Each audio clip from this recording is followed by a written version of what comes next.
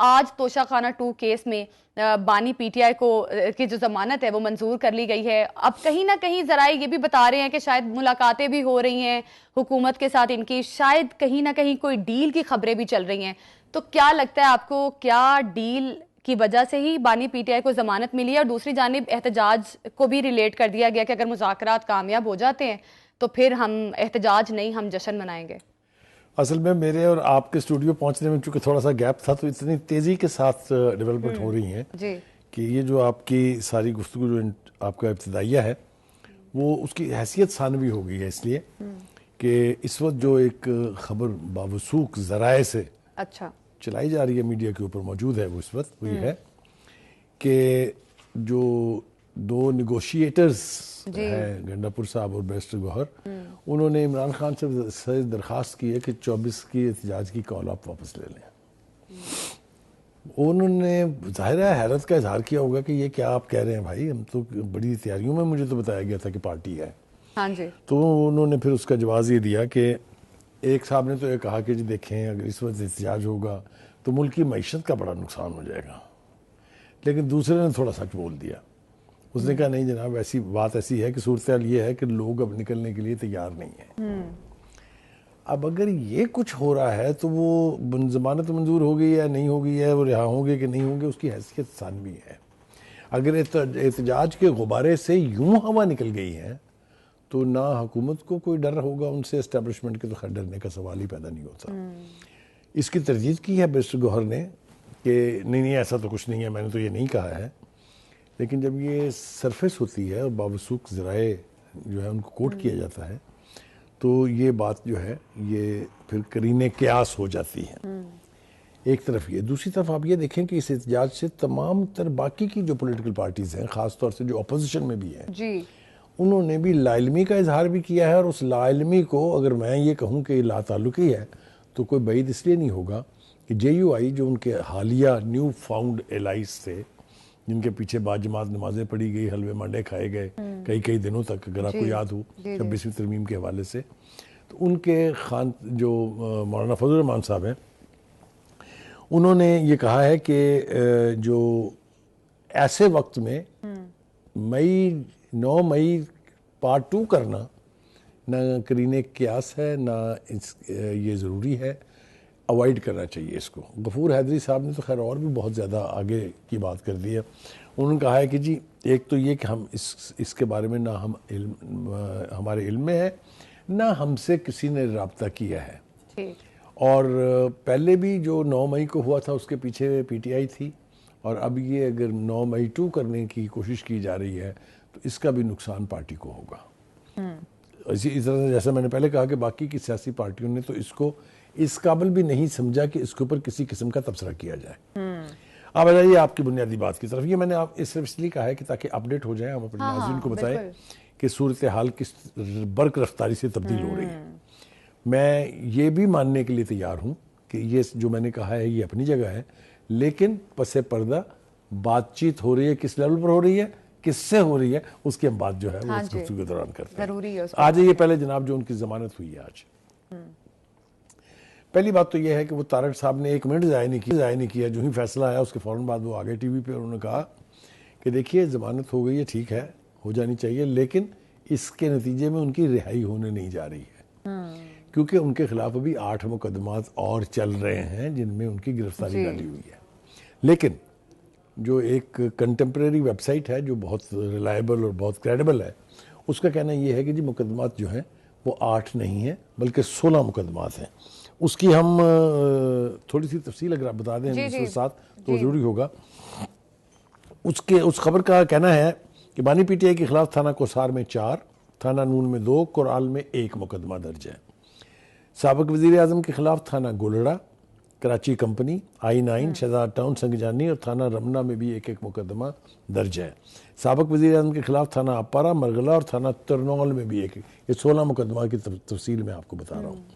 تو اس کا مطلب یہ ہے کہ کسی بھی ایک کیس میں ضمانت ہو جانے کا یہ مطلب نہیں ہے کہ بانی صاحب نیکسٹ مارننگ اڈیالہ سے چہل قدمی کرتے ہوئے باہر نکلیں گے. دوسری بات یہ ہے کہ اس حکومت کے ہوتے ہوئے اور اس حکومت کا جو مینڈیٹ ہے یا اس حکومت کے پیچھے جو قوتیں ہیں ان کے ہوتے ہوئے اس طرح آرام سے خان صاحب کا باہر آ جانا جو ہے وہ ذرا ممکن دکھائی نہیں دیتا. لیکن ایک اور بات میرے خیال سے ضرور کرنی چاہیے جو جس کی باز گشت ہم پہلے بھی سن چکے ہیں.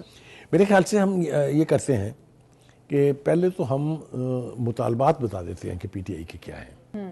مطالبات میں سب سے پہلا مطالبہ تو تھا ان کا یہ کہ بانی پی ٹی آئی کو آپ رہا کریں.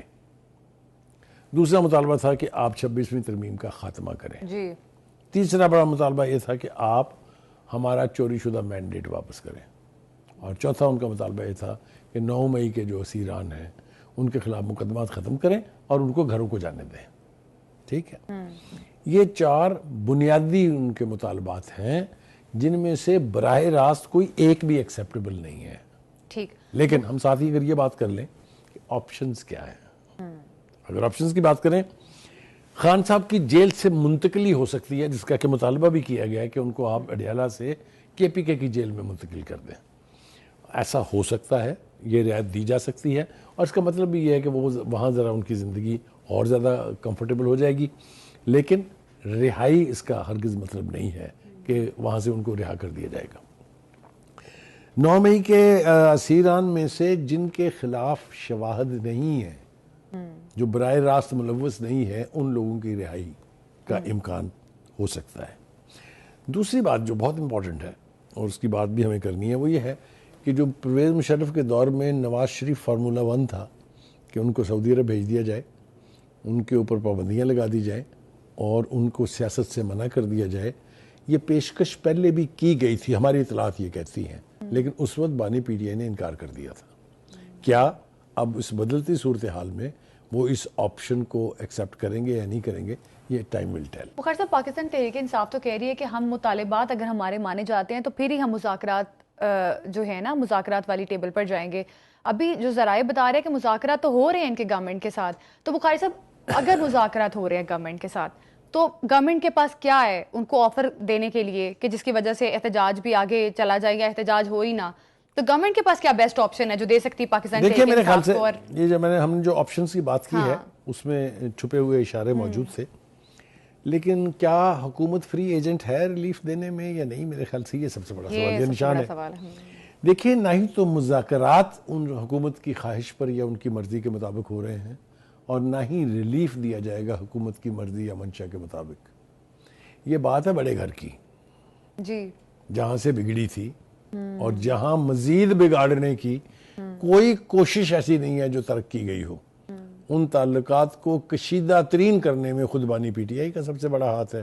اور اس کے بعد جو قیادت باہر ہے اور جس کے بارے میں پارٹی کے اندر سے آوازیں اٹھ رہی ہیں کہ وہ نہیں چاہتے کہ بانی پی ٹی آئی باہر آئیں کیونکہ ان کی اپنی چودراہٹ ختم ہو جائے گی, انہوں نے اپنے بیانات سے اس صورتحال کو بدترین کر دیا ہوا ہے. دیکھیے میں آپ کو ابتدائی 2-3-4 باتیں یہاں دہرا دوں گا. یہ میں نے نہیں کہا تھا کہ آرمی چیف کو قبر تک نہیں چھوڑوں گا. یہ میں نے نہیں کہا تھا کہ میری حکومت میر جعفر و میر صادق نے تبدیل کی ہے. یہ میں نے نہیں کہا تھا کہ 4.25 سال میں تو ڈمی تھا, سارا ملک جو ہے وہ تو چلاتے تھے جنرل باجوہ اور جنرل فیض حمید. جب اس قسم کے غیر ذمہ دارانہ بیانات جاری کیے جائیں گے چاہے کسی کی طرف سے بھی ہوں تو اس کا نتیجہ کبھی مثبت نکل ہی نہیں سکتا. میرا خیال یہ ہے ذاتی کہ پی ٹی آئی کی اور ملٹری اسٹیبلشمنٹ کی دشمنی ان حدود کو چھو چکی ہوئی ہے جہاں سے واپسی ممکن نہیں ہوتی. اس کا مطلب ہے کہ بیک ڈور کوئی اسٹیبلشمنٹ کے ساتھ مذاکرات نہیں ہو رہے. دیکھیں نا, جو اتنا بڑا دعویٰ تھا ان کا کہ ہم اس حکومت سے گفتگو نہیں کریں گے کیونکہ یہ چور ہیں, کیونکہ یہ ڈاکو ہیں, اس حکومت کے ساتھ اس وقت مذاکرات چلنے کی نہ صرف بات ہو رہی ہے بلکہ حقائق بتا رہے ہیں, شواہد بتا رہے ہیں کہ ہاں ہو رہی ہے. کیونکہ ملٹری اسٹیبلشمنٹ نے بہت دیر پہلے اسٹانس لے لیا تھا کہ ہم آپ سے بات نہیں کریں گے, آپ حکومت سے بات کریں, جو رعایت دینے پر بھی حکومت آمادہ ہوگی, جس کا میں نے پہلے ذکر کیا کہ ان کی مرضی کے بغیر کچھ نہیں آفر کر سکتی, اس کا ہم پیرا دیں گے, یعنی اس کے پیچھے ہم کھڑے ہوں گے. لہٰذا اسٹیبلشمنٹ کے ساتھ میں یہ اسٹیبلشمنٹ آسانی سے کہہ لیتا ہوں اس لیے کہ پکڑنا ہو کہیں, ورنہ بیسیکلی میری مراد ملٹری اسٹیبلشمنٹ ہوتی ہے. ملٹری اسٹیبلشمنٹ کے ساتھ تعلقات کو خراب کرنے کا سہرا نہ اتحادی حکومت کے سر ہے نہ کسی اور پارٹی کے سر ہے, اس کا سارا سہرا پی ٹی آئی اور پی ٹی آئی کی قیادت کے سر ہے. ٹھیک ہے. اور مگر مجھے جس بات کی سمجھ نہیں آتی کہ ایک ہی سانس میں اس مخاصمت کی بھی بات کی جاتی ہے اور ساتھ پھر ان سے توقعات بھی وابستہ کر لی جاتی ہیں کہ ہم تو بات کریں گے تو انہی سے کریں گے. یوٹیوب پر گوگلی نیوز دیکھنے کے لیے youtube.com کی سرچ بار میں googly news T V type کریں. گوگلی نیوز کے پیج پر سرخ رنگ کے سبسکرپشن والے بٹن پر کلک کرنا